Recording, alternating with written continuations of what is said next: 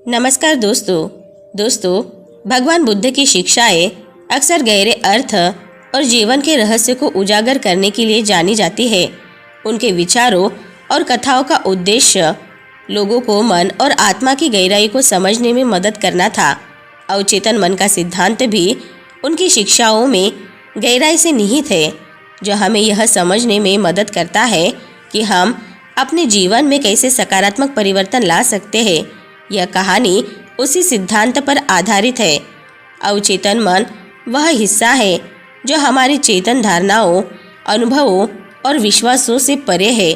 यह वह गुप्त भंडार है जो हमारी आदतों, मान्यताओं और प्रतिक्रियाओं को संचालित करता है, जबकि चेतन मन हमारे तत्कालीन निर्णयों और विचारों को नियंत्रित करता है।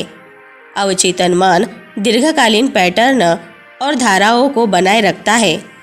जब कोई व्यक्ति कोई आदत बनाता है, चाहे वह अच्छी हो या बुरी, वह वास्तव में अवचेतन मन को प्रोग्राम कर रहा होता है।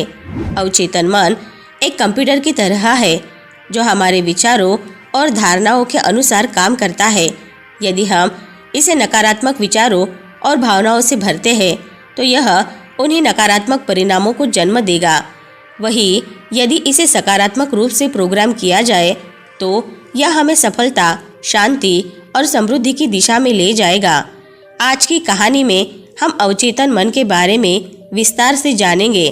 आपको भी अपने अवचेतन मन को सही दिशा में ले जाना है, तो इस कहानी में अंत तक हमारे साथ बने रहे। तो चलिए दर्शकों, शुरू करते हैं आज की कहानी को। दोस्तों, किसी गांव में एक साधक था जो कई वर्षों से आत्मज्ञान की खोज कर रहा था। उसने विभिन्न गुरुओं के पास जाकर कई प्रकार की साधनाएं की, लेकिन उसे अब तक शांति या आत्मसंतोष नहीं मिला था। वह हमेशा अपने मन की अशांति और दुख से परेशान रहता था। एक दिन उसने सुना कि भगवान बुद्ध पास के गांव में प्रवास कर रहे हैं। उसने तुरंत निर्णय लिया कि वह बुद्ध से अपनी समस्याओं का समाधान पूछेगा। साधक बुद्ध के पास पहुंचा और उनके चरणों में गिरकर बोला, हे भगवान, मैंने जीवन में सब कुछ करने की कोशिश की, लेकिन मैं अभी भी दुखी हूँ। मेरा मन हमेशा बेचैन रहता है। कृपया मुझे बताइए कि मैं कैसे अपने मन को शांत कर सकता हूँ। बुद्ध ने साधक को ध्यान से सुना और फिर बोले, तुम्हारी समस्या तुम्हारे मन में ही है। मन ही वह स्थान है जहाँ से सभी विचार और भावनाएं उत्पन्न होती है।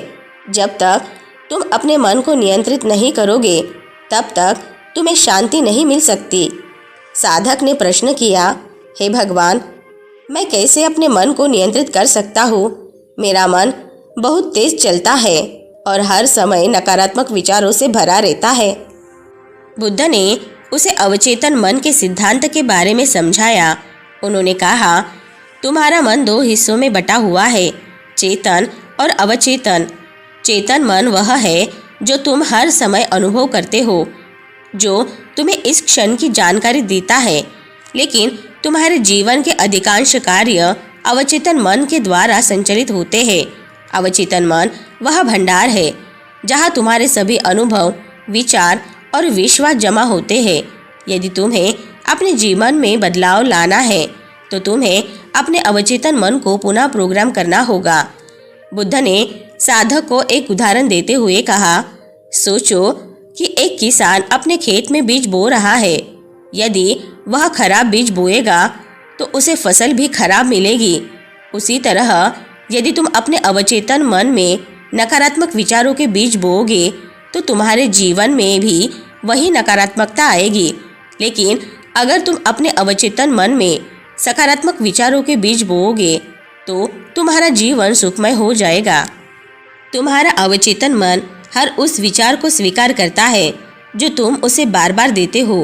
यदि तुम उसे लगातार नकारात्मक विचारों से भरोगे तो तुम्हारे जीवन में नकारात्मक परिणाम आएंगे, परंतु यदि तुम इसे सकारात्मक विचारों से भरते हो तो तुम्हें सफलता और शांति प्राप्त होगी। बुद्ध ने साधक को अवचेतन मन को पुनः प्रोग्राम करने की एक सरल प्रक्रिया सिखाई। उन्होंने कहा, रात को सोने से पहले जब तुम बिस्तर पर लेटो तो अपने मन को पूरी तरह से शांत करो, गहरी सांसें लो और अपने शरीर को आराम दो। जब तुम्हारा मन शांत हो जाए तो एक सकारात्मक विचार को चुनो जिसे तुम अपने जीवन में देखना चाहते हो। उदाहरण के तौर पर यदि साधक चाहता है कि उसके जीवन में शांति आए तो वह यह विचार चुन सकता है, मैं शांत हूँ, मेरा जीवन संतुलित और सुखमय है। फिर उसे इस विचार को 15 सेकंड तक ध्यानपूर्वक अपने मन में रखना होगा, जैसे यह पहले से ही उसकी वास्तविकता हो। इस विचार को महसूस करो जैसे कि यह पहले से ही सच है। इसे अपने मन में बार बार दोहराओ। बुद्ध ने कहा, जब तुम सो रहे होते हो तो तुम्हारा अवचेतन मन जागरूक होता है और वह तुम्हारे द्वारा दिए गए विचारों को ग्रहण करता है। अगर तुम इसे सकारात्मक विचारों से भरते हो तो यह तुम्हारे जीवन में उन्हीं सकारात्मक परिणामों को लाएगा। बुद्ध ने आगे कहा कि यह प्रक्रिया सिर्फ रात तक सीमित नहीं है। उन्होंने साधक को यह सिखाया कि वह दिन के समय भी अपने विचारों पर ध्यान दे और जब भी उसे नकारात्मक विचार आए तो उसे तुरंत सकारात्मक विचारों से बदल दे। तुम्हारा जीवन तुम्हारे विचारों का प्रतिबिंब है। उन्होंने कहा, यदि तुम अपने विचारों को नियंत्रित कर सको तो तुम्हें अपने जीवन को बदलने की शक्ति मिल जाएगी। एक और उदाहरण देते हुए बुद्ध ने साधक को बताया कि कैसे हमारे पुराने नकारात्मक विश्वास हमारे जीवन में समस्याएं उत्पन्न करते हैं। मान लो कि कोई व्यक्ति बचपन में यह विश्वास करता था कि वह कभी सफल नहीं हो सकता। बुद्ध ने कहा, यह विश्वास उसके अवचेतन मन में गहराई से बैठ गया है।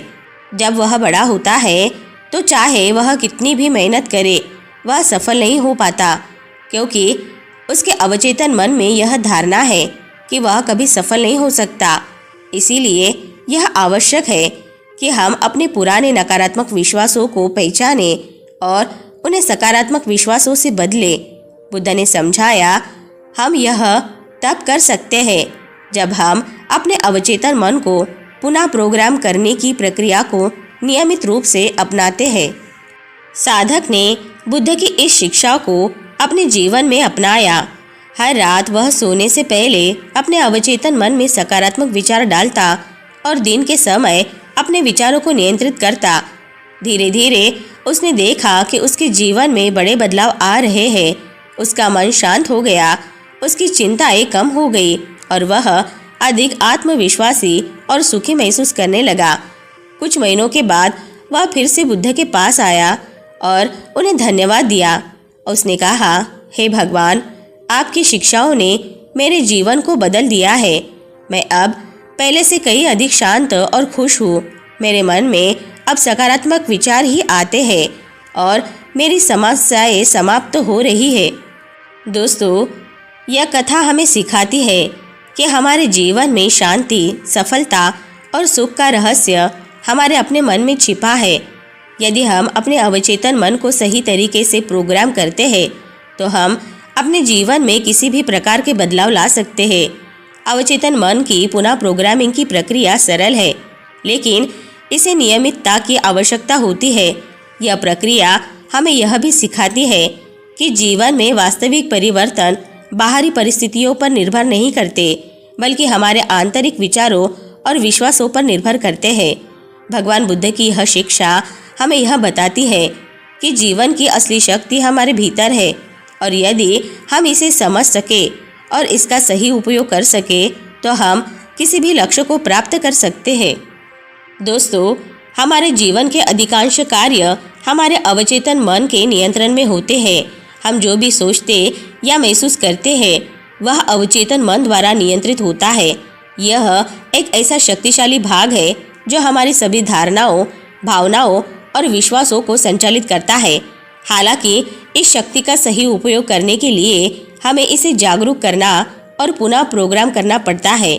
यही वह प्रक्रिया है जो हमें जीवन के स्थायी बदलाव लाने में मदद करता है।